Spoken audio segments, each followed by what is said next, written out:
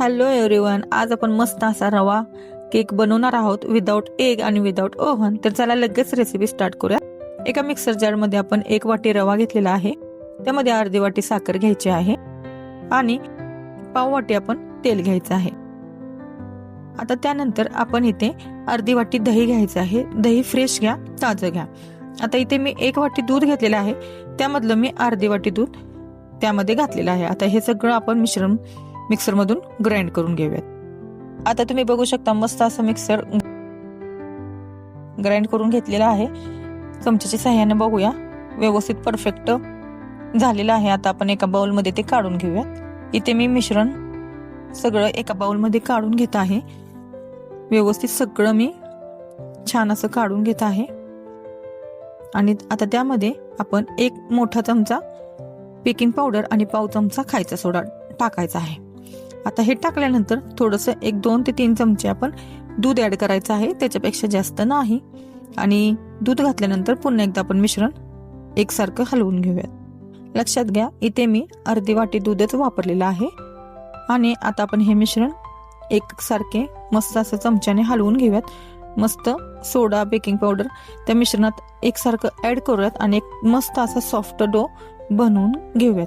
तर अशा पद्धतीने मी मस्त असा सॉफ्ट डो फायनल बनवून घेतलेला आहे. तुम्ही बघू शकता कन्सिस्टन्सी अशा पद्धतीने होतं. आणि असं जर आपली कन्सिस्टन्सी झाली तर केक मस्त छान फुलून येतो आणि सुपर सॉफ्ट बनतो.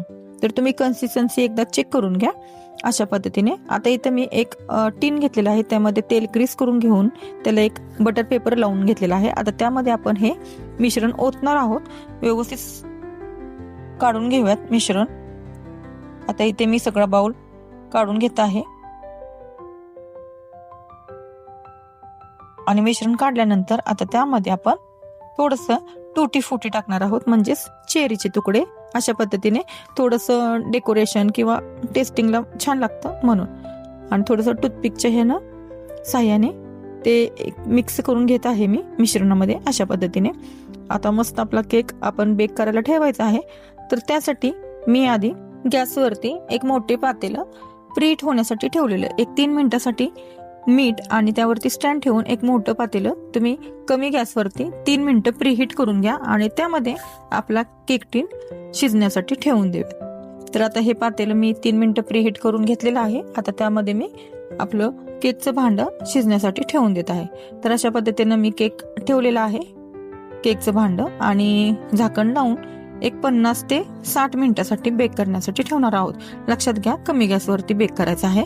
आणि आता तुम्ही बघू शकता बरोबर 60 मिनिटानंतर आपला केक मस्त असा बेक झालेला आहे. थोडं माझं भांडं कमी पडलं, पुरं पडलं, त्यामुळे थोडासा केक वरती बाहेर आलाय. तर तुम्ही बघू शकता टूथपिकच्या सहाय्याने टूथपिक आपली क्लीन निघते, म्हणजे आपला केक मस्त खरपूस भाजून निघलेला आहे. आता आपण हा मोकळा करून घेऊयात.